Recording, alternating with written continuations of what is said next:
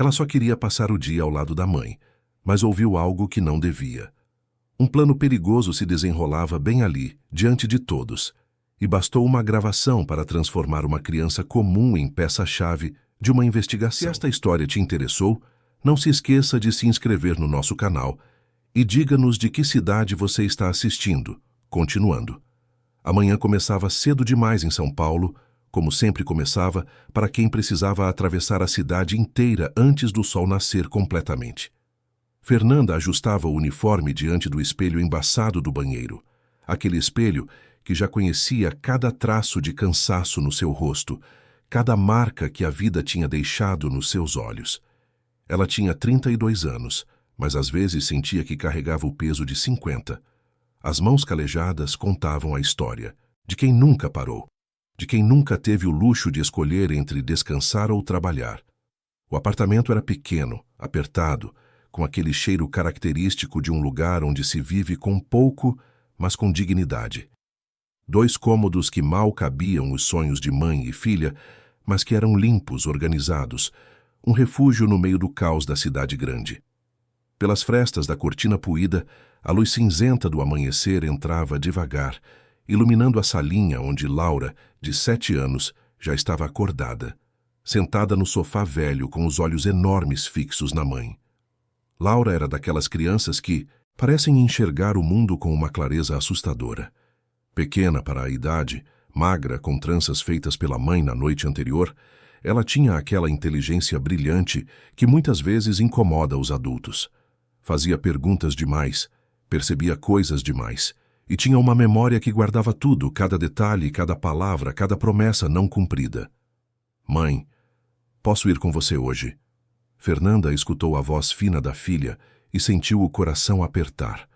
Não era a primeira vez que Laura pedia isso, mas hoje tinha um tom diferente, um tom de súplica que ela conhecia bem. A escola estava em greve. A Cintus, vizinha Dona Célia, que sempre ajudava, tinha viajado para o interior visitar a família, e deixar a menina sozinha em casa era algo que Fernanda jamais faria. O medo era maior que qualquer coisa, o medo de que algo acontecesse, de que alguém percebesse que uma criança estava sozinha, de que o mundo cruel lá de fora encontrasse sua filha desprotegida. Fernanda suspirou fundo. Você sabe que não pode, meu amor. Mas hoje não tem jeito, não é? Laura acenou que sim com a cabeça, já sabendo que a mãe ia ceder, mas esperando ouvir as condições. Então você vai, mas com uma regra bem clara. Você fica no almoxarifado quietinha sem aparecer, sem circular pelos corredores. Leva seus lápis, seus livros de desenho e faz de conta que é invisível. Promete? Laura prometeu com aquela seriedade de criança que sabe quando a situação não permite brincadeira. Ela pegou sua mochilinha surrada, colocou dentro o estojo de lápis de cor que ganhara no aniversário, um caderno de desenhos meio usado e uma garrafinha de água. Fernanda olhou para a filha com uma mistura de amor e culpa, aquela culpa que toda mãe pobre conhece bem, a culpa de não poder oferecer mais, de ter que levar uma criança de 7 anos para o trabalho, porque a vida não dá alternativa. O trajeto até o centro da cidade foi longo, ônibus lotado, gente empurrando, cheiro de suor misturado com perfume barato, o barulho ensurdecedor da metrópole acordando. Laura ficou grudada na mãe o tempo todo, apertando a mão dela com força cada vez que o ônibus dava um solavanco. Fernanda olhava pela janela e pensava em como seria bom se um dia pudesse dar uma vida diferente para a filha. Uma vida onde ela não precisasse acordar às 5 da manhã, onde pudesse ir para uma escola boa, onde pudesse ser apenas criança. O edifício empresarial onde Fernanda trabalhava era gigantesco, um daqueles prédios espelhados que parecem tocar o céu, com entrada de mármore polido e seguranças de terno preto que nem olhavam direito para quem limpava aquele luxo todo. Era um outro universo ali dentro, com carpetes macios, ar-condicionado que deixava a pele arrepiada, corredores largos de vidro onde executivos apressados circulavam com pastas de couro e celulares colados na orelha, falando em inglês, fechando negócios, vivendo vidas que Fernanda só conhecia de longe. Nos andares mais altos ficava a sede de uma empresa de tecnologia em segurança digital, comandada por um empresário chamado Khalil al-Rashid, um árabe que tinha construído um império oferecendo proteção de dados para grandes corporações. Fernanda limpava aqueles andares havia 3 anos e sabia que o Sr. Khalil, como ela o chamava, era diferente dos outros chefes. Ele cumprimentava a equipe de limpeza, perguntava se estava tudo bem, lembrava nomes. Era raro encontrar alguém assim naquele mundo de gente que olhava através das pessoas como se elas fossem transparentes. Fernanda deixou Laura instalada no almoxarifado do 18º andar, um espaço pequeno, mas organizado, com prateleiras cheias de materiais de escritório, produtos de limpeza, caixas empilhadas. Tinha uma cadeira velha ali, e Laura se acomodou com seus desenhos, prometendo mais uma vez que ficaria quietinha. Lembra, amor, você não existe aqui. Se alguém vier, você fala que é minha filha e que hoje não teve aula, mas não sai daqui, não conversa com estranho, não mexe em nada. Fernanda beijou a testa da filha e saiu para começar o trabalho, o coração pesado, mas sem escolha. O que Fernanda não sabia é que Laura tinha um talento especial para captar coisas que os adultos não percebiam. No prédio onde elas moravam, morava também uma senhora idosa chamada Svetlana, uma imigrante da Europa Oriental que tinha chegado ao Brasil décadas atrás e que adorava conversar com a menina. Svetlana ensinava palavras no seu idioma natal, aquelas palavras duras e cheias de consoantes que soavam tão diferentes do português.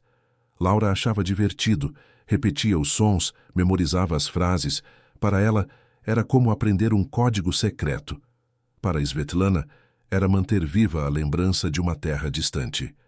A mãe de Laura nunca deu muita importância para aquilo.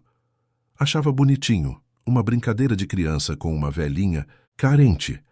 Mas Laura tinha aprendido mais do que palavras soltas. Tinha aprendido a reconhecer o ritmo daquele idioma, o tom, a diferença entre quando alguém falava com carinho e quando falava com raiva. E, principalmente, tinha aprendido a reconhecer quando aquele idioma era usado para esconder algo. A porta do almoxarifado ficava entreaberta porque o ferrolho estava quebrado. Laura tentou fechá-la direito, mas não conseguiu. Então, ela voltou para seus desenhos, começando a colorir uma princesa de vestido azul. O silêncio do corredor era quebrado apenas pelo zumbido distante do ar-condicionado e pelo som abafado de vozes vindas de algum lugar longe. Foi quando ela escutou os passos. Passos firmes, mais de uma pessoa, se aproximando pelo corredor. Laura ergueu os olhos do desenho e ficou quieta, como a mãe tinha mandado. Eram homens, ela podia perceber pelo peso da pisada. Eles pararam perto da porta do almoxarifado do outro lado e começaram a conversar em voz baixa. Laura prendeu a respiração, fazendo-se menor na cadeira. E então ela ouviu. Aquele idioma. O idioma da dona Svetlana. As palavras vinham em um tom rápido, sussurrado, mas com uma intensidade que fez o coração de Laura disparar. Ela não entendia tudo, mas captava pedaços, sons familiares misturados com outros que ela não conhecia. E no meio daquela conversa estrangeira, um nome se destacou, pronunciado em português com sotaque: Khalil al-Rashid. O sangue de Laura gelou. Ela sabia quem era aquele homem. A mãe falava dele com respeito. Dizia que ele era o dono da empresa, um homem importante, um homem bom. Por que aqueles homens estavam falando dele naquele idioma estrangeiro? Por que pareciam estar escondendo alguma coisa? Laura se levantou devagar da cadeira, o coração batendo tão forte que ela tinha certeza de que eles iam ouvir. Ela se aproximou da fresta da porta e espiou. Conseguiu ver 3 homens de terno escuro, todos altos com aquela postura rígida de quem trabalha com segurança. Eles usavam crachás pendurados no pescoço, pareciam funcionários normais do prédio. Mas alguma coisa estava errada. Laura sentia aquilo na pele, aquele arrepio que a gente tem quando sabe que está presenciando algo que não deveria. Os homens se afastaram pelo corredor e Laura ficou ali, tremendo, sem saber o que fazer. Ela era apenas uma criança de 7 anos, mas tinha a intuição afiada de quem cresceu precisando estar sempre alerta. E aquela intuição Estava gritando dentro dela que algo muito ruim estava acontecendo. Quando Fernanda voltou para buscar a garrafa térmica que tinha esquecido, Laura correu até ela, segurando a mão da mãe com força. Mãe, eu ouvi uns homens falando.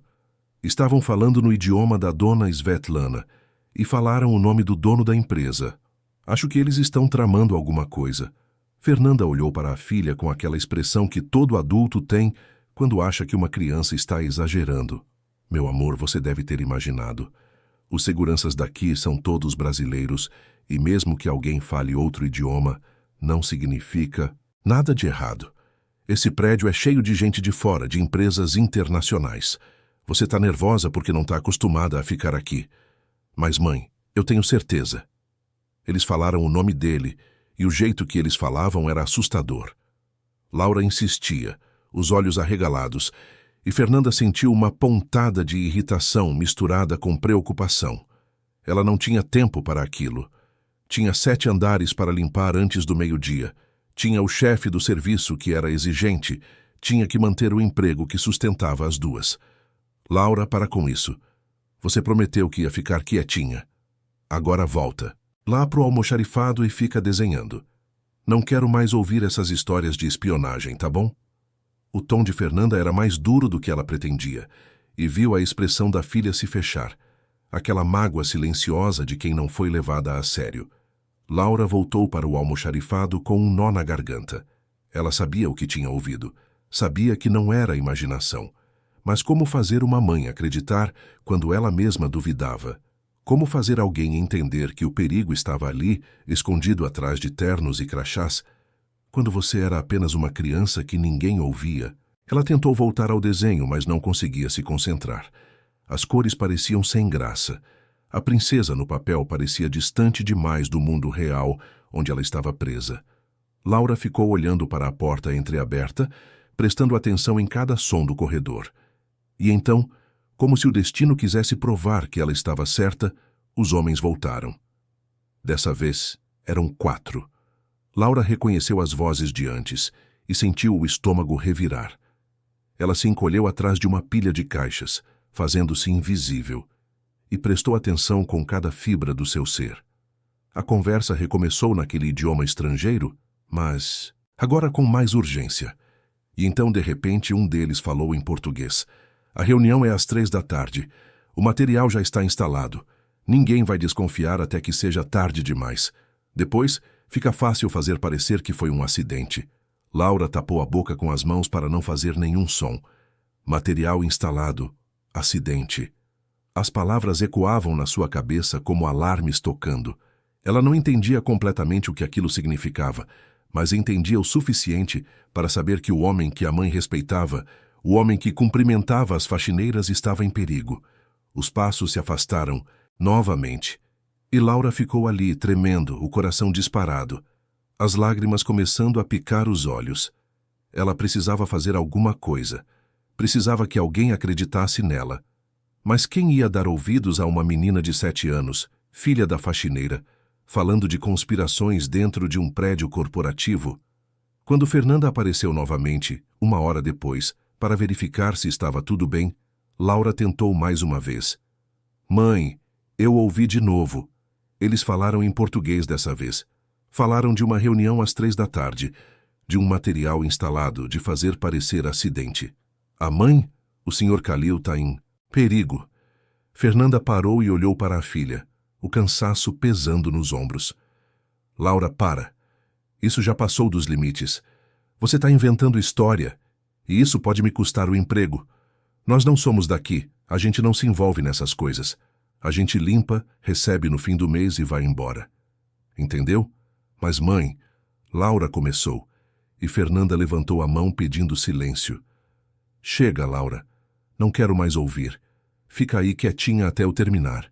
E pensa bem, antes de inventar mentiras que podem colocar a gente na rua. Laura sentiu as lágrimas finalmente escorrendo. Não eram lágrimas de medo. Eram lágrimas de frustração. Aquela dor profunda e silenciosa de não ser acreditada, de ter a verdade na ponta da língua e ver as portas se fechando na sua cara. Ela descobriu ali, naquele corredor frio de um prédio empresarial, uma das lições mais duras da vida. Às vezes, as pessoas preferem não acreditar porque acreditar dá trabalho, porque acreditar significa ter que fazer algo, porque acreditar em uma criança significa admitir que o mundo não é tão seguro quanto a gente quer que seja.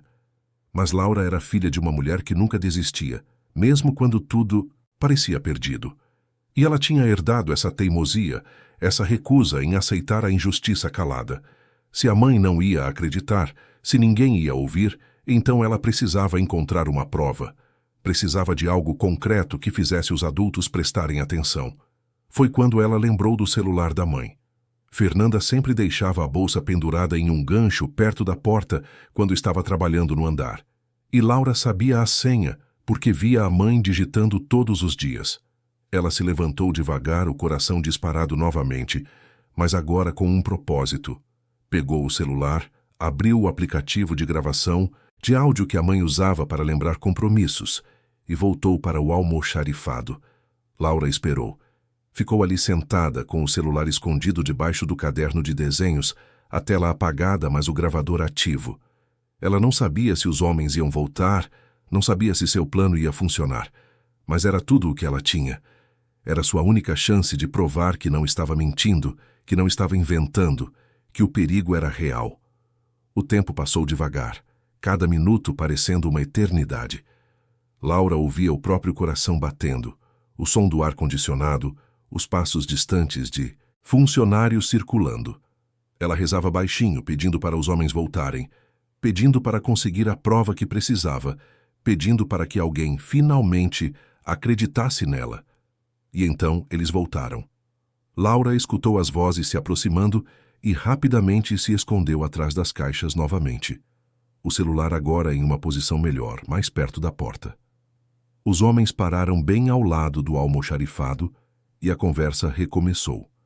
Primeiro no idioma estrangeiro, depois em português, e Laura ficou ali, imóvel, mal respirando, enquanto o celular gravava cada palavra, cada pausa, cada detalhe daquela conspiração que ela ainda não entendia completamente, mas que sabia que era perigosa. A gravação durou 4 minutos. 4 minutos que mudaram tudo. Laura ficou ali parada por longos minutos, depois que os homens se afastaram, o celular ainda gravando na sua mão trêmula. Quando finalmente teve coragem de se mexer, ela parou a gravação e apertou o botão de play com dedos que mal conseguiam obedecer. O volume estava baixo, mas dava para ouvir. Dava para ouvir tudo. As vozes em um idioma estrangeiro, as palavras em português sobre a reunião, sobre o material instalado, sobre fazer parecer acidente. Ela tinha a prova. Finalmente tinha algo concreto que ninguém poderia dizer que era imaginação de criança. Laura guardou o celular debaixo do caderno novamente e esperou a mãe voltar, o coração ainda disparado, mas agora com uma sensação diferente no peito. Era uma mistura de medo e esperança, de terror e alívio. Ela tinha feito algo arriscado, tinha desobedecido às ordens de ficar quietinha, mas tinha feito porque precisava. Porque às vezes fazer a coisa certa significa desafiar as regras. Quando Fernanda finalmente apareceu na porta do almoxarifado, já passava das 11 da manhã. Ela vinha cansada, com o rosto marcado pelo trabalho duro, mas trazia um saquinho com pão de queijo ainda quente que tinha comprado na lanchonete do térreo. Era o almoço das duas, simples, mas feito com amor. Mãe, Laura começou assim que a viu, a voz tremendo de urgência. Eu gravei. Eu gravei o que eles falaram. Fernanda parou no meio do gesto de abrir o saquinho e olhou para a filha com uma expressão que misturava confusão e irritação. Você o quê? Laura tirou o celular de debaixo do caderno e mostrou. Eu peguei seu celular e gravei quando eles voltaram. Mãe, escuta. Por favor, só escuta. A primeira reação de Fernanda foi de raiva. Laura, você mexeu nas minhas coisas? Você pegou meu celular sem permissão? Mas a menina já estava apertando o play, e as vozes começaram a sair do pequeno alto-falante do aparelho. O volume estava baixo, mas no silêncio do almoxarifado, cada palavra soava alta como um grito. Fernanda ficou imóvel, escutando. O rosto dela foi mudando conforme a gravação avançava. Primeiro veio a descrença, depois a tensão e finalmente aquele medo profundo que toda mãe sente quando percebe que colocou a filha em perigo sem querer. Quando a gravação terminou, ela se sentou pesadamente na cadeira velha, as pernas fraqueando. Meu Deus, Laura, meu Deus. Mãe, eu tentei te contar. Eu tentei, mas você não acreditou. Laura disse baixinho, sem acusação na voz, apenas aquela tristeza de quem teve que provar algo que deveria ter sido acreditado desde o começo. Fernanda puxou a filha para um abraço apertado, e ali, entre caixas de papel e produtos de limpeza, ela finalmente entendeu que sua filha de 7 anos tinha captado algo que todos os adultos daquele prédio tinham perdido. Um perigo real, iminente, escondido em plena luz do dia. Mas o que a gente faz agora? Fernanda murmurou, mais para si mesma do que para a filha. A gente vai até a segurança, né? A gente mostra isso para alguém. Laura balançou a cabeça freneticamente. Não, mãe. Um deles estava lá. Um dos homens que eu ouvi. Ele trabalha na segurança. Se a gente mostrar para eles, eles vão saber que a gente sabe. O medo gelou o sangue de Fernanda. Ela olhou para a filha e viu não apenas uma criança assustada, mas alguém que tinha pensado mais longe do que qualquer adulto tinha pensado. Laura tinha razão. Se os conspiradores estavam infiltrados na própria segurança do prédio, procurar a segurança seria como entregar as duas de bandeja. Então o que a gente faz? Fernanda perguntou novamente, dessa vez esperando que a filha tivesse a resposta que ela não tinha. A gente vai falar com ele, Laura disse com uma determinação que não combinava com a voz fina. A gente vai falar com o dono da empresa, com o Sr. Khalil. Fernanda sentiu o absurdo da situação bater como uma onda. Ir falar com Khalil al-Rashid, um dos empresários mais ricos de São Paulo, um homem que tinha secretárias, assistentes, camadas e camadas de proteção entre ele e o mundo. Como uma faxineira e uma criança de 7 anos iam conseguir chegar até ele? Mas então, ela olhou para a filha, para aqueles olhos enormes, cheios de certeza, e pensou que se Laura tinha tido coragem de gravar aquela conversa perigosa, então ela, Fernanda, precisava ter coragem de tentar o impossível. Tá bom, ela disse, a voz ainda tremendo. A gente tenta. Mas como? Laura já tinha pensado nisso também. Ela lembrava de uma mulher que trabalhava perto do escritório do empresário. Uma mulher alta de cabelos grisalhos, que sempre sorria para a equipe de limpeza quando cruzava com elas nos corredores. A mãe tinha comentado uma vez que ela era importante na empresa, que era a mão direita do chefe, que nada acontecia sem passar por ela primeiro. O nome dela era Beatriz, e Laura achava que ela podia ser a porta de entrada que precisavam. As duas subiram até o 22º andar, onde ficavam os escritórios da diretoria. O elevador parecia subir devagar demais, e Fernanda apertava a mão de Laura com tanta força que a menina quase reclamou. Mas ela entendeu que a mãe estava com medo, que estavam prestes a fazer algo que podia mudar tudo, ou podia acabar com o emprego que sustentava as duas. Cada andar que passava era uma oportunidade de desistir, de voltar atrás, de fingir que nada daquilo estava acontecendo. Mas elas não voltaram. Quando a porta do elevador se abriu no 22º andar, as duas saíram e caminharam pelo corredor luxuoso, com aquele carpete tão macio que os passos não faziam barulho, com quadros modernos nas paredes e plantas enormes nos cantos. Tudo ali gritava riqueza, poder, um mundo completamente diferente do mundo de Fernanda e Laura. A recepção da diretoria era toda de vidro e aço escovado, e atrás de uma mesa imponente estava uma secretária jovem, de tailleur impecável e maquiagem perfeita, digitando em um computador com aquela eficiência de quem controla agendas complexas.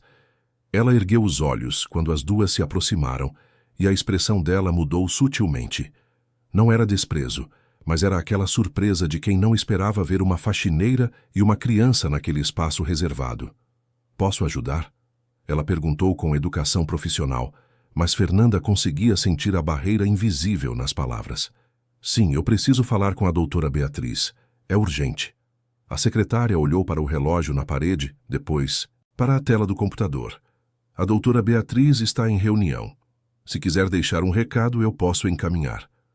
Não, Fernanda disse, a voz saindo mais firme do que ela esperava. Preciso falar com ela agora. É sobre a segurança do Sr. Khalil. A expressão da secretária mudou. As palavras segurança e nome do chefe na mesma frase tinham poder. Ela pegou o telefone e discou um ramal, falou baixo, esperou, e então acenou para que as duas se sentassem nos sofás de couro que ficavam no canto da recepção. Fernanda e Laura se sentaram na beirada do sofá sem encostar as costas, como quem não se sente no direito de ficar confortável ali. Passaram 5 minutos que pareceram 1 hora. Laura segurava o celular escondido na mochilinha, o coração batendo tão forte que ela achava que todos ali conseguiam ouvir. Então, uma porta se abriu e apareceu Beatriz Moreira. Uma mulher de uns 50 anos, alta, elegante, com aqueles olhos inteligentes que pareciam ler as pessoas em segundos. Ela usava um terno cinza bem cortado e carregava uma pasta de couro debaixo do braço. Quando viu Fernanda, o rosto dela suavizou um pouco. Fernanda, não é? Você trabalha na limpeza. Aconteceu alguma coisa? Fernanda se levantou, puxando Laura junto. Doutora Beatriz, desculpa aparecer assim sem avisar, mas é muito sério. Minha filha ouviu uma conversa que a senhora precisa escutar. Beatriz olhou para Laura e algo no rosto daquela criança pequena, naqueles olhos assustados mas determinados, fez com que ela tomasse uma decisão rápida. Venham comigo. Elas entraram em uma sala de reuniões vazia, toda de vidro, com vista para a cidade lá embaixo. Beatriz fechou a porta e puxou cadeiras para as 3. Pode falar, ela disse, agora toda a atenção focada nelas. Fernanda olhou para Laura, que tirou o celular da mochila com mãos trêmulas e colocou em cima da mesa. Antes de tocar, ela olhou para Beatriz e disse com aquela sinceridade brutal das crianças. Eu ouvi uns homens falando. Eles estavam falando num idioma estrangeiro e depois em português. Falaram do Sr. Khalil. Falaram de uma reunião às 3 horas, de um material instalado, de fazer parecer acidente. Beatriz ficou muito quieta, os olhos fixos na menina. Toca, ela disse. Laura apertou o play. A sala ficou em silêncio absoluto enquanto a gravação tocava. Beatriz se inclinou para a frente, concentrada, e mesmo não entendendo o idioma estrangeiro, ela captava o tom, a urgência, o peso das palavras. Quando chegou na parte em português sobre a reunião e o acidente, ela ficou pálida. A gravação terminou e ninguém falou por longos segundos. Você tem certeza do que ouviu? Beatriz perguntou para Laura, mas a voz dela já sabia a resposta. Laura acenou que sim. Eu tenho uma amiga que fala esse idioma. Ela me ensinou. Por isso eu reconheci. E quando eu contei para minha mãe da primeira vez, ela não acreditou. Aí eu resolvi gravar. Se você estivesse no lugar de Laura, teria tido coragem de gravar essa conversa perigosa ou teria ficado quieta? Nos conte nos comentários. Beatriz Moreira tinha trabalhado com Khalil al-Rashid por mais de 15 anos. Ela conhecia os riscos do negócio de segurança digital, conhecia os concorrentes sem escrúpulos, conhecia as tentativas de sabotagem que aconteciam nesse mundo invisível de informações e espionagem corporativa. Mas isso era diferente. Isso era físico, imediato, perigoso de uma forma que fazia o estômago revirar.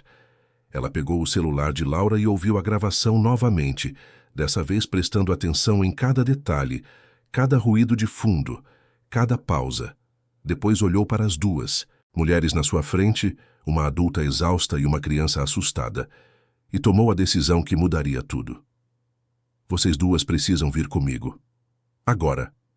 Elas saíram da sala de reuniões e Beatriz caminhou com passos rápidos pelo corredor, Fernanda e Laura quase correndo atrás dela. A secretária da recepção olhou surpresa quando elas passaram direto, mas Beatriz apenas fez um gesto indicando que estava tudo sob controle. Elas pararam diante de uma porta de madeira escura e alta, com uma discreta plaquinha dourada. Khalil al-Rashid, CEO. Beatriz bateu 2 vezes e abriu sem esperar resposta. O escritório era enorme, com uma parede inteira de vidro mostrando São Paulo lá embaixo. Prédios até onde a vista alcançava. O caos organizado da metrópole. Atrás de uma mesa de design moderno estava Khalil, um homem de uns 45 anos. cabelos escuros já começando a embranquecer nas têmporas, olhos escuros e intensos, vestindo uma camisa social branca sem gravata. Ele estava ao telefone, falando em inglês sobre não sei qual contrato internacional. Quando viu Beatriz entrar com uma faxineira e uma criança, ele franziu as sobrancelhas, fez um gesto de espera para quem estava do outro lado da linha e cobriu o microfone do telefone. Beatriz, o que está acontecendo? Eu tenho uma conferência em 5 minutos. A voz dele tinha aquele sotaque suave, mas inconfundível, uma mistura de árabe com português aprendido com perfeição. Khalil, você precisa ouvir isso agora. Não pode esperar 5 minutos. Beatriz disse e o tom dela fez com que ele desligasse o telefone imediatamente, pedindo desculpas rápidas para quem estava do outro lado. Ele se levantou, contornando a mesa, e ficou de pé diante delas. A postura ainda de quem está no controle, mas o olhar começando a mostrar preocupação. Beatriz apontou para Laura. Essa menina ouviu uma conversa no prédio. Uma conversa que te envolve diretamente. Khalil olhou para a criança pequena de tranças e mochilinha surrada e depois para Fernanda, que ele reconheceu vagamente como alguém da equipe de limpeza. O que você ouviu? Ele perguntou. E Laura ficou surpresa que ele falasse diretamente com ela, sem passar pela mãe ou por Beatriz, como se a opinião dela importasse tanto quanto a de qualquer adulto ali. Eu ouvi uns homens falando num idioma estrangeiro. Laura começou, a voz trêmula, mas clara. Eles falaram seu nome. Depois falaram em português sobre uma reunião às 3 horas da tarde, sobre um material que já foi instalado e sobre fazer parecer acidente. Eu gravei. Ela tirou o celular da mochila novamente e ofereceu para ele. Khalil pegou o aparelho, olhou para Beatriz, que acenou confirmando a seriedade da situação, e apertou o play. Ele ficou completamente imóvel enquanto ouvia, e Fernanda viu a mudança no rosto dele. Primeiro veio a incredulidade, depois a tensão. E quando a gravação mencionou a reunião das 3, ela viu o momento exato em que ele entendeu. Suas mãos apertaram o celular com mais força, os nós dos dedos ficando brancos. Quando a gravação terminou, ele ficou em silêncio por longos segundos. Depois se abaixou, ficando na altura de Laura, e olhou nos olhos dela. Você tem certeza do que ouviu? Qual idioma eles estavam falando? Laura respirou fundo. Era o idioma que a dona Svetlana fala. Ela é da Europa Oriental. Ela me ensina palavras. Eu reconheci o jeito de falar. E quando eles falaram em português, eu entendi tudo. Khalil ficou agachado ali, estudando o rosto da menina, procurando qualquer sinal de mentira, de fantasia, de exagero infantil. Mas tudo o que ele viu foi verdade crua, medo genuíno e aquela coragem inexplicável que algumas pessoas têm para fazer a coisa certa mesmo quando é assustador. Ele se levantou e olhou para Beatriz. Cancela tudo da minha agenda. Liga para o Vicente e fala para ele vir aqui agora, sozinho, sem avisar ninguém. Vicente era o chefe de operações, um homem que estava na empresa desde o começo, alguém em quem Khalil confiava como se fosse família. Beatriz saiu correndo para fazer as ligações e Khalil voltou a olhar para Fernanda e Laura. Vocês duas ficam aqui. Não saem dessa sala até eu resolver isso. Posso confiar em vocês? Fernanda acenou que sim, a garganta apertada demais para falar. Laura também acenou, segurando a mão da mãe com força. Khalil foi até a parede de vidro e ficou olhando para a cidade lá embaixo, as mãos nos bolsos, a postura tensa. Ele tinha construído aquele império do nada, chegando ao Brasil sem nada além de conhecimento e ambição, enfrentando preconceito, dificuldades, momentos em que parecia que tudo ia desabar.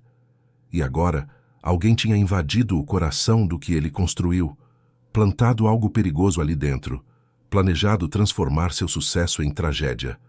Vicente chegou 10 minutos depois, um homem de uns 60 anos, grisalho, com cara de quem tinha visto muita coisa na vida. Ele entrou apressado e parou ao ver Fernanda e Laura ali. Khalil, o que está acontecendo? Khalil fez um gesto para Beatriz, que entregou o celular para Vicente e pediu que ele ouvisse. Enquanto a gravação tocava pela 3ª vez, Khalil observava cada microexpressão no rosto do velho amigo, procurando qualquer sinal de que ele pudesse estar envolvido. Mas tudo o que Vicente mostrou foi choque genuíno e depois raiva. Quando a gravação terminou, ele olhou para Kalil e disse com voz grave: "Isso é real. E se for o que eu estou pensando, você corre risco de vida." Kalil acenou. "Eu sei. Por isso te chamei. Preciso que você vá até a sala da reunião das 3, sozinho, sem avisar ninguém da segurança. Procura qualquer coisa fora do lugar. Câmeras, dispositivos, qualquer coisa." Vicente saiu em silêncio e Kalil voltou a ficar na janela, o peso daquela situação pressionando seus ombros. Fernanda e Laura ficaram sentadas no sofá de couro do canto do escritório, quietas, assistindo o desenrolar de algo que elas tinham colocado em movimento, mas que agora era grande demais para controlar. 20 minutos depois, Vicente voltou. O rosto dele estava cinza. "Encontrei", ele disse baixo, "um dispositivo preso embaixo da cadeira principal. Pequeno, profissional, do tipo que já vi em operações de inteligência.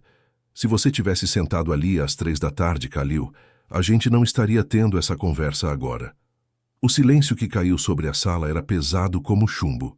Kalil fechou os olhos por um segundo, processando o quão perto ele tinha chegado de não ver o sol se pôr. Depois olhou para Laura, aquela menininha de 7 anos que ninguém tinha levado a sério, e sentiu algo mudar dentro dele. Quantas vezes a gente ignora os sinais porque vêm de fontes improváveis? Quantas tragédias acontecem porque as pessoas certas não estão sendo ouvidas? "Vicente, chama o Dr. Mendes, aquele contato do governo, o especialista. Diz que é urgência máxima e não usa os telefones da empresa, usa seu celular pessoal." Vicente acenou e saiu novamente. Beatriz ficou ali, de pé, os braços cruzados, ainda processando tudo. "E agora?" ela perguntou. "Agora a gente trata isso como o que é", Kalil respondeu. A voz dura. Uma tentativa de assassinato disfarçada de sabotagem corporativa, e a gente descobre quem está por trás antes que eles percebam que falharam. Ele se virou para Fernanda. "Você e sua filha precisam sair do prédio. Agora. Mas não pelos elevadores normais. Beatriz vai levar vocês pela saída de serviço dos fundos. Vão para casa e ficam lá até eu entrar em contato." Fernanda se levantou, puxando Laura junto, mas a menina parou e olhou para Kalil. "Os homens que eu ouvi, um deles trabalha na segurança.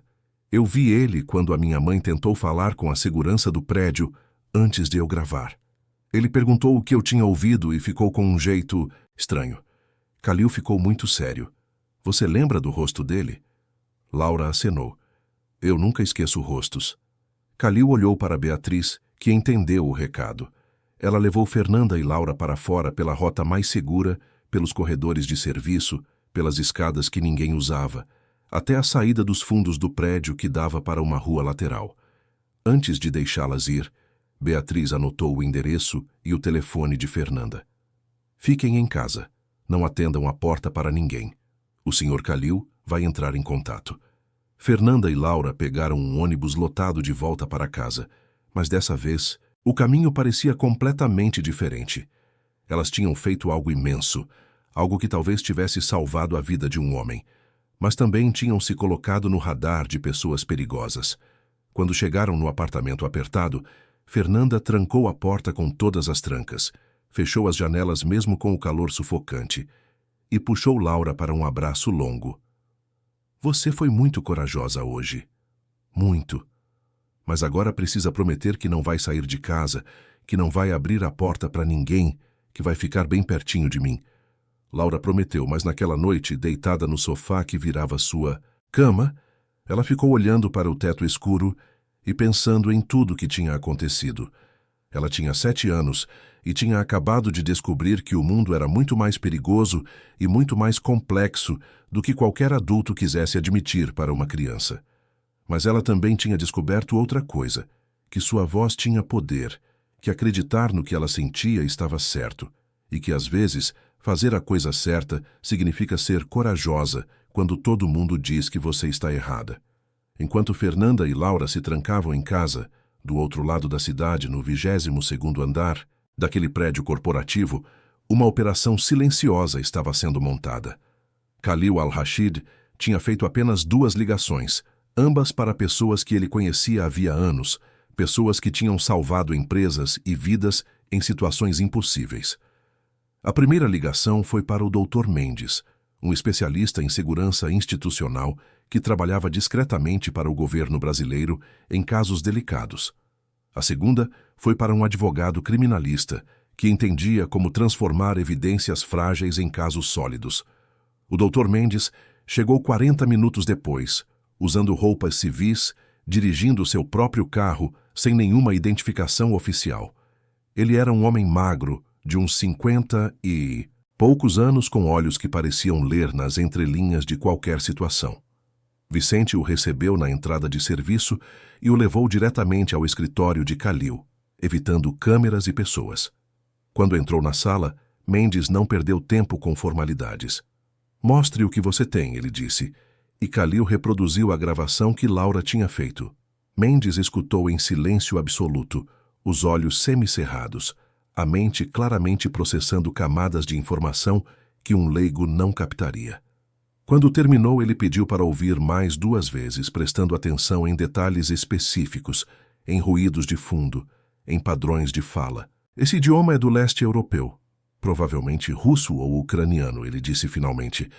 "O sotaque em português confirma. E o dispositivo que vocês encontraram, onde está?" Vicente pegou uma caixa pequena de metal que estava em cima da mesa de Kalil e a entregou para Mendes. Dentro, envolto em papel protetor, estava o objeto que quase tinha tirado a vida do empresário. Mendes examinou com cuidado, sem tocar diretamente, usando uma caneta para virar o dispositivo e observá-lo de vários ângulos. "Isso aqui é trabalho profissional. Não é de amador. Militar, provavelmente." Ele olhou para Kalil com uma seriedade que gelou a sala. "Você tem ideia de quantas pessoas queriam te ver fora do jogo?"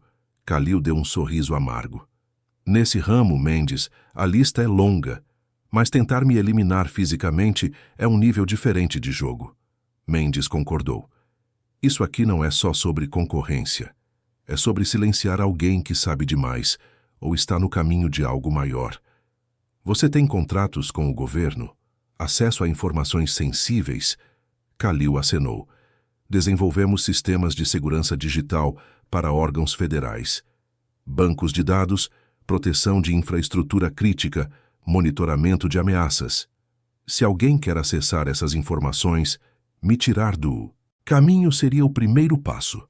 Mendes guardou a caixa com o dispositivo em uma maleta que tinha trazido. "Vou levar isso para análise técnica. Enquanto isso, você precisa agir como se nada tivesse acontecido. Manda um comunicado interno dizendo que a reunião das 3 foi cancelada por um problema técnico qualquer. Não menciona a ameaça, não menciona a investigação. Quem plantou isso precisa achar que ainda está no controle." "E os infiltrados na segurança?" Vicente perguntou. A menina disse que reconhece um deles. Mendes pensou por um momento. "Traz a menina de volta amanhã, bem cedo, antes do expediente normal. Ela identifica quem viu de longe sem que ele perceba. Depois a gente monta a operação para prender todos ao mesmo tempo, sem dar tempo de avisar quem está mandando." Kalil hesitou. Trazer a menina de volta significa colocá-la em risco novamente. Mendes o olhou nos olhos. "Kalil, essa menina já salvou sua vida uma vez, e se não identificarmos todos os envolvidos agora, você, ela e a mãe dela vão estar em risco permanente. É melhor resolver isso de uma vez, com proteção adequada, do que deixar pontas soltas." A lógica era impecável, mas Kalil sentia o peso da responsabilidade. Aquela criança não tinha pedido para estar nessa situação. Ela só tinha ido trabalhar com a mãe porque não tinha aula e a vizinha tinha viajado. E agora estava sendo puxada para o centro de uma operação de inteligência. Mas Mendes tinha razão. Deixar os infiltrados livres era deixar uma bomba-relógio armada. Kalil pegou o telefone e ligou para o número que Beatriz tinha anotado. Fernanda atendeu no segundo toque, a voz tensa. "Dona Fernanda, aqui é Kalil Al-Rashid. Está tudo bem com vocês?" Fernanda confirmou que sim, que estavam trancadas em casa. "Preciso pedir uma coisa. Amanhã de manhã, bem cedo às 6 horas, vou mandar um carro buscar vocês. É seguro, o motorista é de confiança. Preciso que Laura me ajude a identificar os homens que ela viu. Depois disso, garanto que vocês estarão protegidas. Fernanda ficou em silêncio por um momento e Kalil escutava a respiração dela do outro lado da linha, pesada, assustada. Ela vai ficar bem? Fernanda perguntou com a voz embargada. Vou cuidar dela como se fosse minha filha, Kalil prometeu. E quando isso acabar, vou garantir que vocês duas nunca mais precisem ter medo de nada. Na manhã seguinte, ainda escuro, um carro preto, com vidros fumês, parou em frente ao prédio onde Fernanda e Laura moravam. O motorista era um homem de confiança de Vicente, ex-policial federal, alguém que tinha protegido pessoas importantes em situações muito piores. Fernanda e Laura entraram no banco de trás, e o carro seguiu em silêncio pelas ruas vazias de São Paulo. Aquela São Paulo das 6 da manhã, que é completamente diferente da São Paulo do meio-dia. Quando chegaram ao prédio corporativo, entraram pelo subsolo, longe dos olhos de qualquer câmera da entrada principal. Vicente as esperava e as levou por corredores que Laura nunca tinha visto, caminhos secretos, que só quem trabalhava na segurança interna conhecia.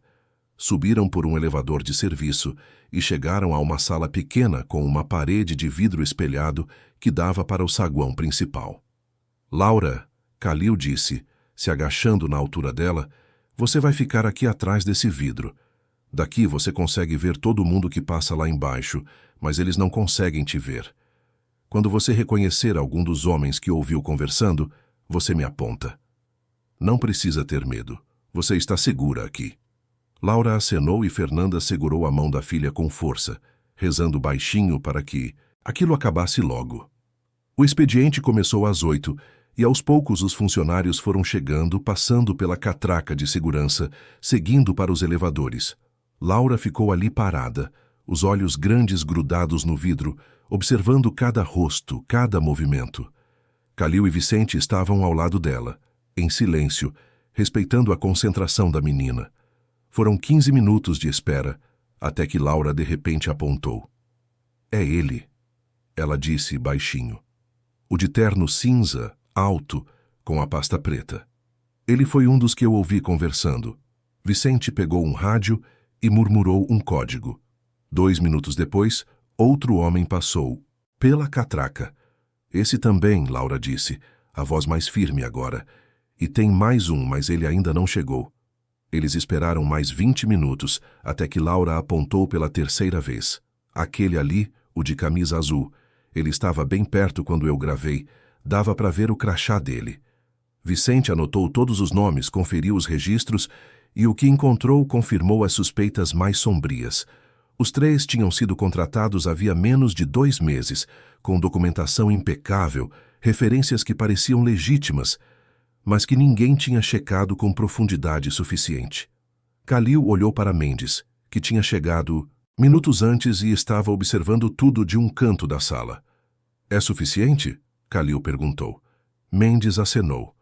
Com a gravação, o dispositivo, a identificação da testemunha e a documentação falsa, é mais que suficiente. Podemos agir. A operação foi montada com precisão cirúrgica. Mendes tinha trazido uma equipe pequena, mas altamente treinada, agentes que trabalhavam em operações de contra-inteligência.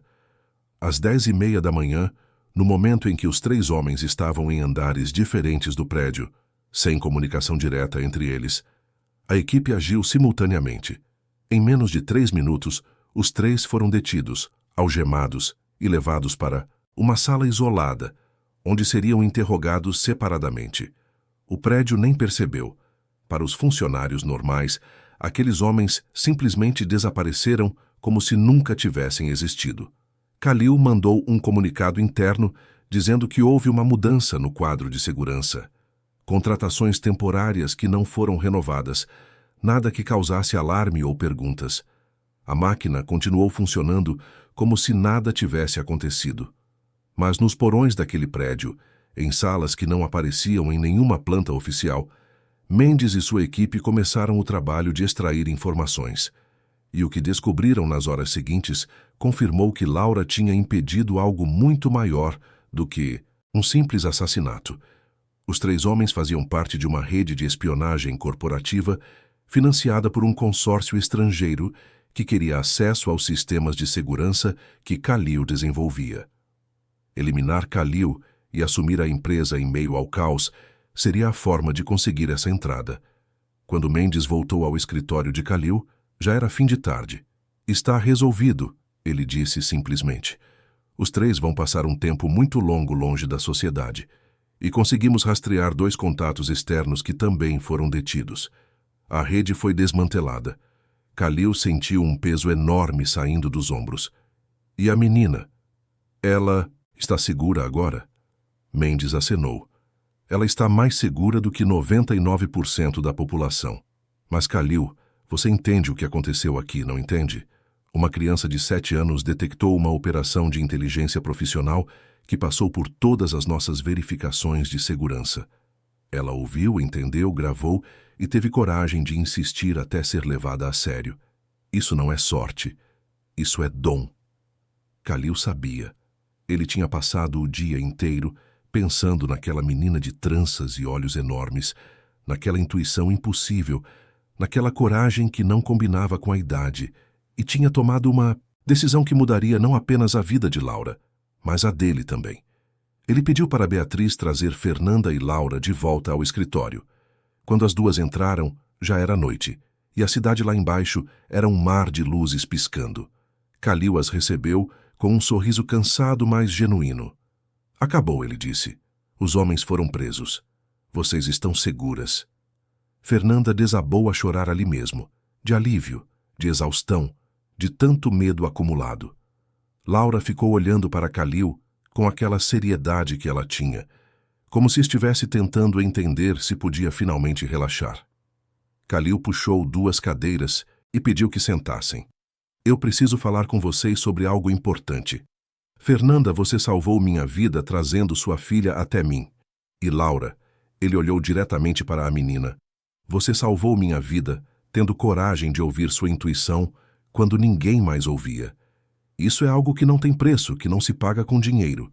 Mas eu quero fazer algo por vocês, se permitirem. Fernanda limpou as lágrimas e olhou para ele sem entender direito. Khalil continuou. Laura vai ter uma bolsa de estudos completa, da educação básica até a universidade, em uma das melhores escolas particulares de São Paulo. Tudo pago, material, uniforme, transporte, tudo. E você, Fernanda, se quiser, tem uma vaga como supervisora da equipe de limpeza, com salário justo e todos os benefícios. Não é caridade. É reconhecimento por algo que vocês fizeram que vai além de qualquer trabalho. Fernanda ficou sem palavras. Ela olhou para a filha, para aquela menininha que tinha mudado o destino das 2, com uma coragem impossível, e as lágrimas voltaram. Mas agora eram diferentes. Eram lágrimas de esperança, de um futuro que antes parecia impossível e que de repente se abria como uma porta enorme cheia de luz. Laura, com aquela simplicidade que só as crianças têm, olhou para Khalil e disse baixinho: Obrigada por acreditar em mim. Quando eu disse para minha mãe, ela não acreditou. Quando eu tentei falar, ninguém acreditou. Você foi o primeiro adulto que realmente escutou. Khalil sentiu um aperto no peito. Ele se abaixou na altura dela mais uma vez e segurou a mãozinha pequena. Laura, se eu não tivesse acreditado em você, eu não estaria aqui hoje. Você me ensinou que, às vezes, a verdade vem de lugares que a gente não espera. E que ouvir pode salvar vidas. As semanas que se seguiram foram de transformação. Fernanda começou o novo emprego usando um uniforme diferente, não mais o de faxineira, mas o de supervisora, com uma identificação que abria portas que antes eram invisíveis para ela. Ela começou a exigir respeito para a equipe de limpeza, a garantir que todos tivessem condições dignas de trabalho, a mostrar que quem limpa os espaços merece tanto reconhecimento quanto quem os ocupa. Laura foi matriculada no Colégio Santa Cecília, uma escola particular tradicional de São Paulo, onde crianças de famílias ricas estudavam desde pequenas. Os primeiros dias foram difíceis. Laura chegou naquela escola com seu jeito simples, suas roupas novas, mas claramente diferentes das roupas de grife das outras crianças, seu vocabulário que não incluía viagens internacionais ou casas de praia. Ela era diferente, e as crianças perceberam imediatamente. Mas então a história vazou. Não todos os detalhes, claro, mas o suficiente. A professora de ética e cidadania, uma mulher chamada professora Helena, soube através de conversas entre funcionários da escola sobre aquela menina nova que tinha salvado a vida de um empresário importante. E ela decidiu transformar aquilo em uma lição. Em uma manhã de aula, professora Helena pediu licença para Laura e contou para a turma, de forma adaptada para crianças, o que tinha acontecido. Como Laura tinha prestado atenção, como tinha tido coragem de insistir quando ninguém acreditava, como tinha feito a coisa certa mesmo com medo. As crianças ficaram em silêncio, olhando para aquela menina pequena de tranças, que de repente não era mais só a novata pobre, mas era a menina mais corajosa que eles conheciam. Laura ficou vermelha, sem saber onde enfiar a cara, mas professora Helena segurou a mão dela e disse para a turma: "Vocês viram? Coragem não tem a ver com ser rico ou pobre, com ser grande ou pequeno. Tem a ver com fazer o que é certo quando é difícil. Laura nos ensinou isso. E todos nós podemos aprender com ela." Daquele dia em diante, Laura nunca mais foi a menina pobre que não pertencia. Ela era Laura, a menina que salvou uma vida, a menina que as outras crianças respeitavam não pelo que ela tinha, mas pelo que ela era. E isso fez toda a diferença. Em casa, no apartamento que continuava pequeno, mas que agora era preenchido com uma dignidade nova, Fernanda e Laura jantavam juntas toda a noite e conversavam sobre o dia. Fernanda falava sobre como estava aprendendo a liderar, sobre como as pessoas a tratavam diferente agora que ela tinha um cargo com responsabilidade. Laura falava sobre as aulas, sobre os amigos novos, sobre os livros que estava descobrindo na biblioteca da escola. E toda semana, sem falta, elas visitavam Dona Svetlana, a senhora idosa do prédio que tinha ensinado Laura aquelas palavras em um idioma estrangeiro, sem saber que aquele conhecimento salvaria vidas. Svetlana ficou orgulhosa quando soube da história e abraçou Laura com lágrimas nos olhos, dizendo em seu português carregado de sotaque: "Você usou minhas palavras para o bem, pequena. Isso é mais valioso que qualquer tesouro." Kalil mantinha contato discreto com Fernanda, perguntando como Laura estava se adaptando à escola, se precisavam de algo, se estava tudo bem. Ele não queria ser invasivo, não queria que elas se sentissem em dívida, mas queria acompanhar o desenvolvimento daquela criança extraordinária que tinha cruzado seu caminho. E conforme os meses passaram, ele viu Laura florescer. Viu ela se destacar em idiomas, aprendendo inglês e francês com uma facilidade impressionante. Viu ela se interessar por segurança, por entender como funcionavam sistemas de proteção, por decifrar códigos e padrões. Viu nela o reflexo daquilo que ela tinha feito naquele dia no almoxarifado. A habilidade natural de observar o que outros não veem, de conectar pontos que parecem desconexos, de sentir perigos invisíveis. 1 ano depois daquele dia que mudou tudo, Kalil organizou um pequeno jantar em sua casa. Uma mansão elegante na região dos Jardins. Ele convidou Fernanda e Laura, Vicente e Beatriz e o Dr. Mendes. Era uma forma de marcar o aniversário de um dia que poderia ter sido uma tragédia, mas que virou um marco de transformação. Durante o jantar, enquanto os adultos conversavam sobre trabalho e política, Laura ficou fascinada pela biblioteca de Kalil, com estantes que iam do chão ao teto, cheias de livros em vários idiomas. Kalil a encontrou ali, folheando um livro sobre criptografia que ela claramente não entendia completamente, mas que a fascinava mesmo assim. "Você gosta desse tipo de coisa?" ele perguntou, se sentando ao lado dela. Laura acenou. "Eu gosto de entender como as coisas funcionam, como as pessoas escondem informações, como a gente pode descobrir o que está escondido." Kalil sorriu. "Você tem um dom, Laura, um dom raro, e se você quiser, quando crescer, esse dom pode se transformar em uma profissão, pode se transformar em uma forma de proteger pessoas, de impedir que tragédias aconteçam, de fazer a diferença." Laura olhou para ele com aqueles olhos enormes que pareciam enxergar muito além da idade. "Eu quero isso", ela disse com convicção. Eu quero que o que aconteceu naquele dia não seja só uma história. Eu quero que seja o começo de algo maior. Khalil sentiu algo se mexer dentro dele, uma certeza de que aquela menina não era apenas alguém que ele tinha ajudado. Era alguém que ia mudar o mundo do jeito dela, no tempo dela. E ele estava certo. Mas isso era apenas o começo da jornada de Laura, uma jornada que levaria anos para se completar, mas que tinha começado ali, num almoxarifado apertado, com uma criança que se recusou a ficar quieta quando o silêncio era mais fácil.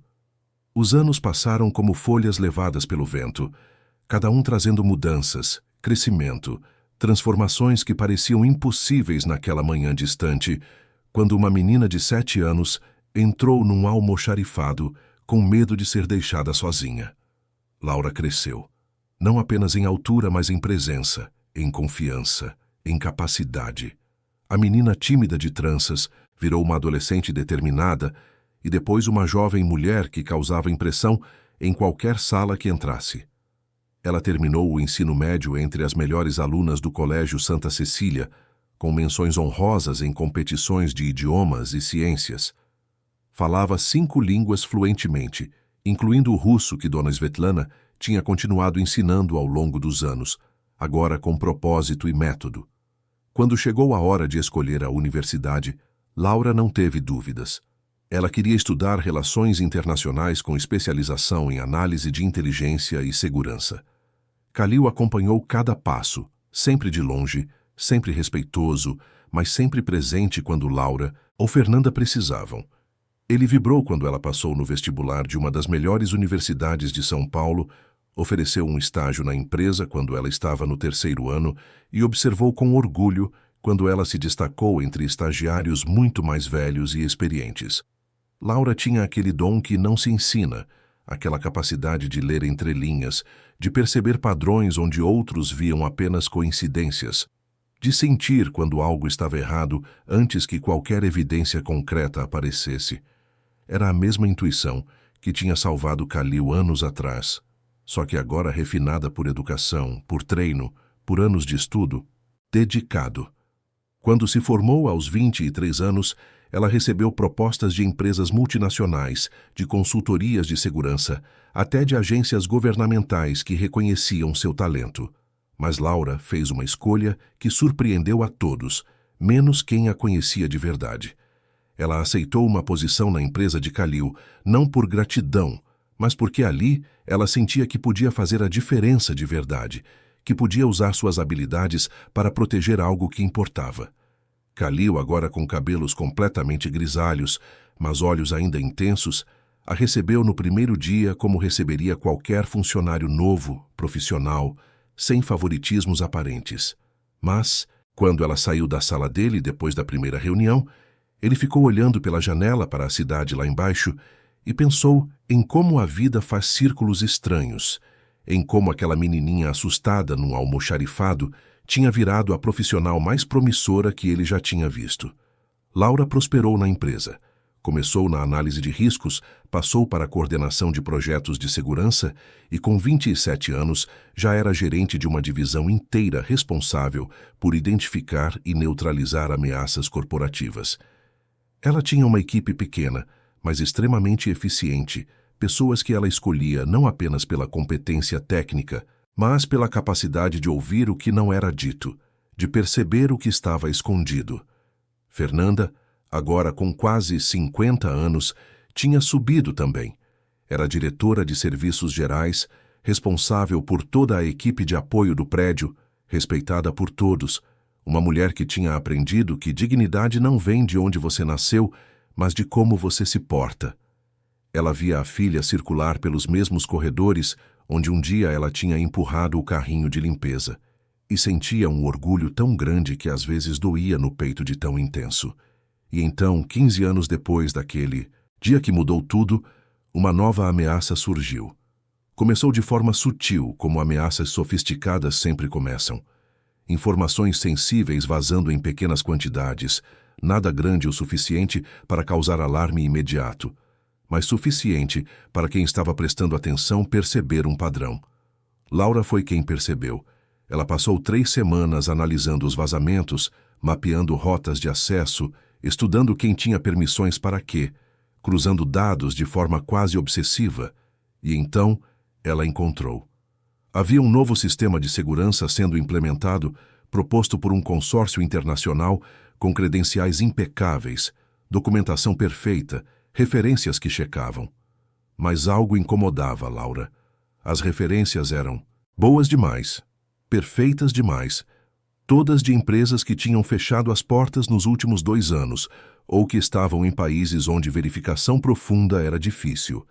Ela levou suas suspeitas para Khalil numa tarde de sexta-feira, entrando no escritório dele com uma pasta cheia de documentos e aquela expressão séria que ele tinha aprendido a respeitar.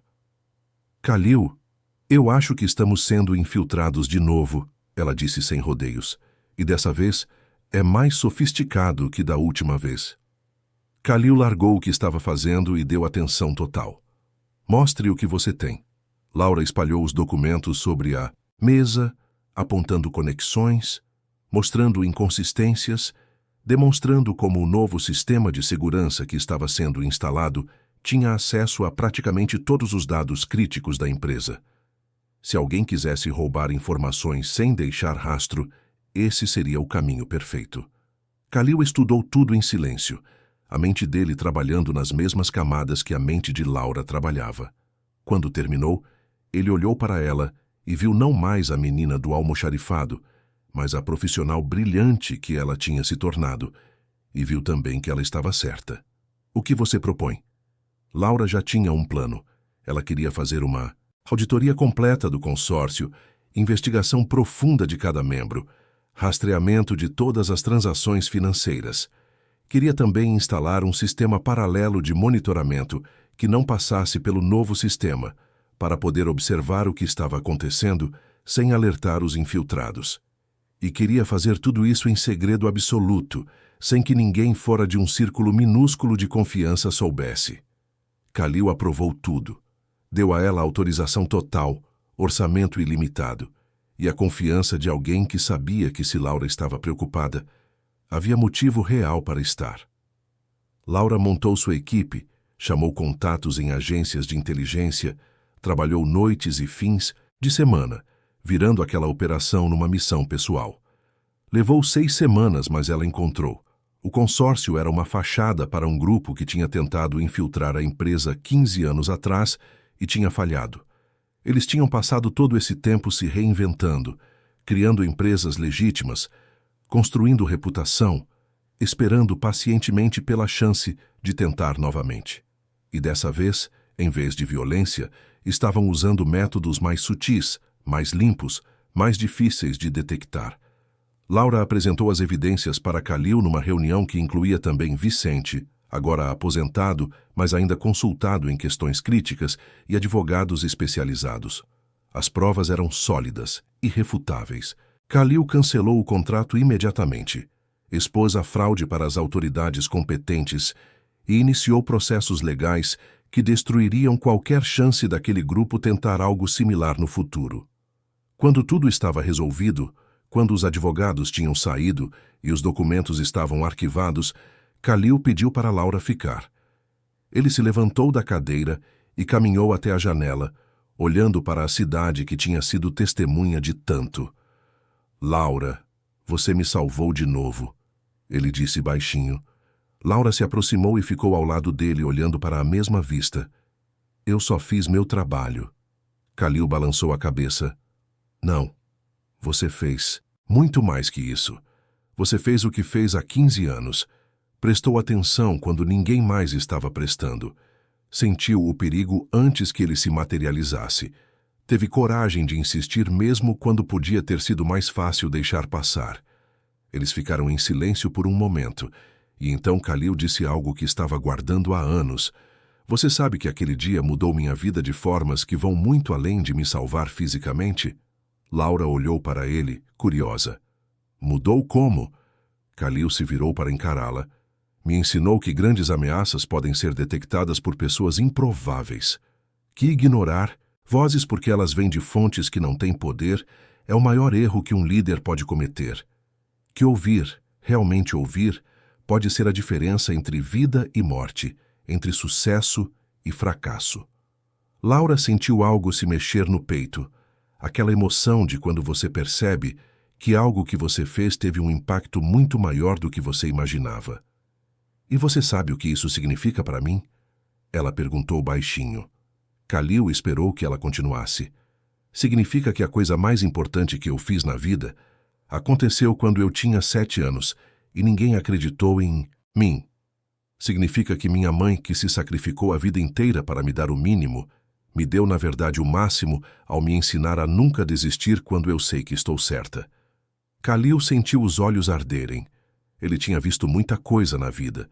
Tinha construído um império, tinha fechado negócios de milhões, tinha navegado crises internacionais. Mas aquele momento ali com aquela jovem mulher que um dia foi uma criança assustada num almoxarifado era um dos mais significativos de todos. Você quer saber uma coisa? Ele disse. Eu guardei o celular. A gravação que você fez ainda está lá em um arquivo seguro. De vez em quando eu ouço para lembrar da coragem que uma criança de 7 anos teve. Laura sorriu. Aquele sorriso que ainda tinha um pouco da menina que ela foi. Eu também tenho uma cópia. Minha mãe fez backup e guardou. Ela diz que é nosso tesouro de família.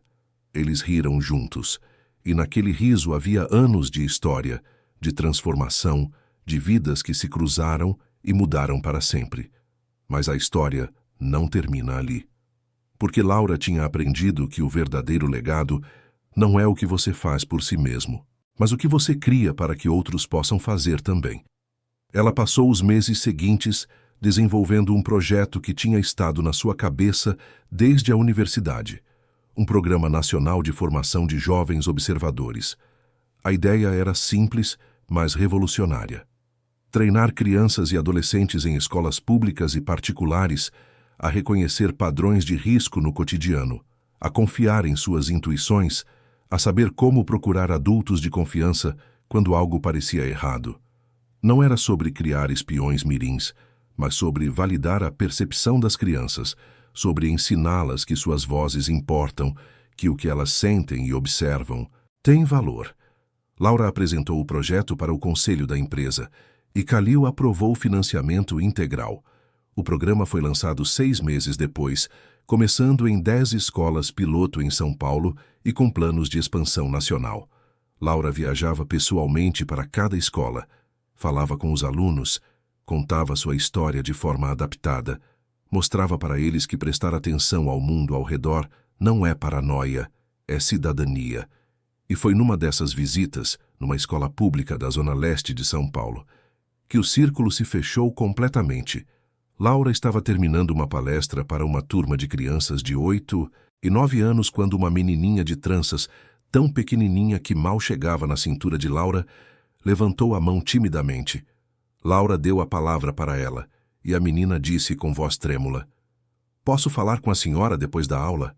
É importante, mas não quero falar na frente de todo mundo." Laura sentiu um arrepio percorrer a espinha. Ela reconheceu aquele tom, aquele medo misturado com determinação, aquela urgência discreta. "Claro que pode", ela disse, com um sorriso encorajador. Quando a aula terminou e as outras crianças saíram em burburinho, a menininha ficou esperando. Laura puxou uma cadeira e sentou na altura dela. "Como você se chama?" "Júlia", a menina respondeu. "E eu ouvi uma coisa estranha no prédio onde minha mãe trabalha. Ela me leva junto às vezes porque não tenho com quem ficar. E tem uns homens que ficam conversando perto de onde eu fico. E eles falam coisas que me deixam com medo. Falam sobre fazer mal para alguém, sobre dinheiro, sobre esconder coisas. Eu tentei contar para minha mãe, mas ela disse que eu estou imaginando, que criança inventa história." Laura sentiu as lágrimas picarem os olhos. Era ela de novo. Era a mesma história, o mesmo medo, a mesma falta de crédito. "Júlia", ela disse segurando a mãozinha da menina, "eu acredito em você. E eu vou te ajudar. Você pode me contar tudo o que ouviu?" A menina acenou e começou a falar, e cada palavra que saía daquela boquinha pequena era uma confirmação de que o ciclo tinha se repetido, de que havia outra criança precisando ser ouvida, de que o programa que Laura tinha criado já estava fazendo diferença. Laura passou as semanas seguintes investigando discretamente o que Júlia tinha relatado. Descobriu que havia um esquema de desvio de dinheiro acontecendo na empresa onde a mãe de Júlia trabalhava como auxiliar de cozinha. Levou as informações para as autoridades competentes e o esquema foi desmantelado antes que causasse danos maiores. A mãe de Júlia quase perdeu o emprego no caos que se seguiu. Mas Laura interveio, ofereceu um emprego melhor na empresa de Khalil e garantiu que Júlia entrasse no programa de bolsas, que agora era uma iniciativa permanente da companhia. E foi assim que Laura entendeu completamente o significado de tudo o que tinha acontecido. Não era sobre ela ter sido especial. Era sobre todas as crianças serem especiais. Sobre todas terem aquela capacidade de ver o que adultos ignoram, porque estão ocupados demais, cansados demais, céticos demais. Era sobre criar um mundo onde aquelas vozes pequenas fossem levadas a sério, antes que fosse tarde demais. Numa tarde chuvosa de inverno, Laura voltou ao prédio onde tudo tinha começado. Ela pediu permissão e subiu até o 18º andar. O almoxarifado ainda estava lá, um pouco reformado, mais organizado, mas essencialmente o mesmo. Ela entrou e ficou parada no meio daquela sala pequena, lembrando da menina de 7 anos que tinha ficado ali, tremendo de medo, gravando uma conversa que mudaria sua vida para sempre. Khalil a encontrou ali. Ele tinha envelhecido, os anos pesando mais agora, mas ainda tinha aquela presença, aquela dignidade de quem construiu algo maior que si mesmo. Sabia que ia encontrar você aqui, ele disse baixinho. Laura sorriu. Eu precisava voltar.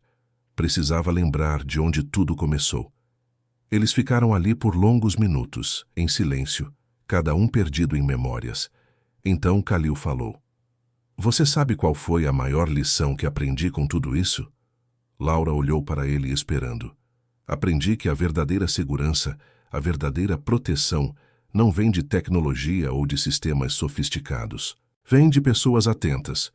Vem de cidadãos que se importam o suficiente para prestar atenção, para falar quando veem algo errado, para insistir quando não são levados a sério.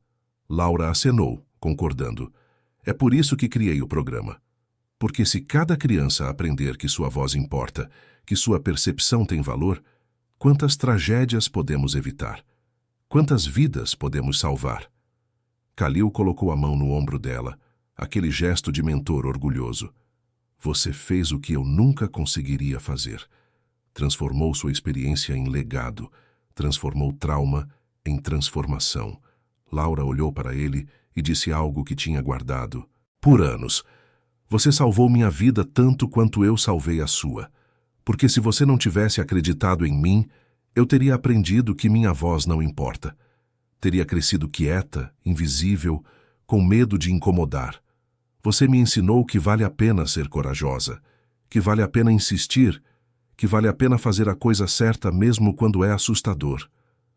Khalil sentiu uma emoção profunda tomar conta dele. Nós salvamos um ao outro, então, ele disse, e agora estamos salvando outros. É assim que deveria ser. É assim que o mundo muda. Uma voz de cada vez, uma criança de cada vez, uma coragem de cada vez. Quando Laura saiu daquele almoxarifado pela última vez, ela sabia que tinha completado um ciclo. Tinha voltado ao lugar onde tudo começou, não mais como a menina assustada, mas como a mulher que tinha transformado medo em missão, que tinha aprendido que ouvir pode salvar vidas e que tinha dedicado sua carreira a garantir que nenhuma criança fosse ignorada quando tentasse alertar sobre um perigo. E enquanto caminhava pelos corredores daquele prédio, passando por executivos apressados e funcionários de limpeza trabalhando, Laura pensou que a verdadeira revolução não acontece em grandes gestos heróicos. Acontece em pequenos atos de coragem repetidos todos os dias. Acontece quando alguém escolhe ouvir em vez de ignorar, acreditar em vez de duvidar, agir em vez de esperar que outra pessoa resolva. Anos depois, quando Laura já era reconhecida nacionalmente pelo Programa de Jovens Observadores, quando seu trabalho tinha prevenido dezenas de situações graves, quando Fernanda já estava aposentada, mas ainda visitava o prédio toda semana só para matar a saudade, Ela escreveu em seu diário pessoal uma reflexão que resumia tudo. A verdadeira segurança não começa com câmeras ou alarmes, começa com cidadãos atentos. E a verdadeira coragem não é não ter medo. É ter medo e fazer a coisa certa mesmo assim. Eu aprendi isso com 7 anos, num almoxarifado apertado, quando escolhi gravar uma conversa perigosa, porque sabia, no fundo da minha alma, que vidas dependiam de alguém prestar atenção. E se minha história serve para alguma coisa, que seja para lembrar que coragem não tem idade, que voz não tem tamanho, e que ouvir, realmente ouvir, pode mudar o mundo. Queridos ouvintes, esperamos que a história de Laura, Fernanda e Khalil tenha tocado o seu coração. Se você se emocionou com a coragem de uma menina de 7 anos que se recusou a ficar quieta, clique no botão de gostei, inscreva-se no canal e conte nos comentários qual momento mais te marcou. Foi quando Laura gravou a conversa perigosa? Foi quando Khalil finalmente acreditou nela? Ou foi quando ela voltou anos depois, não mais como a menina assustada, mas como a profissional que transformou sua experiência em legado? Todos os dias, trazemos histórias intensas como essa, que revelam o lado mais profundo da alma humana, que mostram que heróis podem vir de qualquer lugar e que a coisa mais importante que podemos fazer é ouvir, realmente ouvir, aqueles que tentam nos alertar sobre perigos que não queremos ver. Te esperamos no próximo episódio.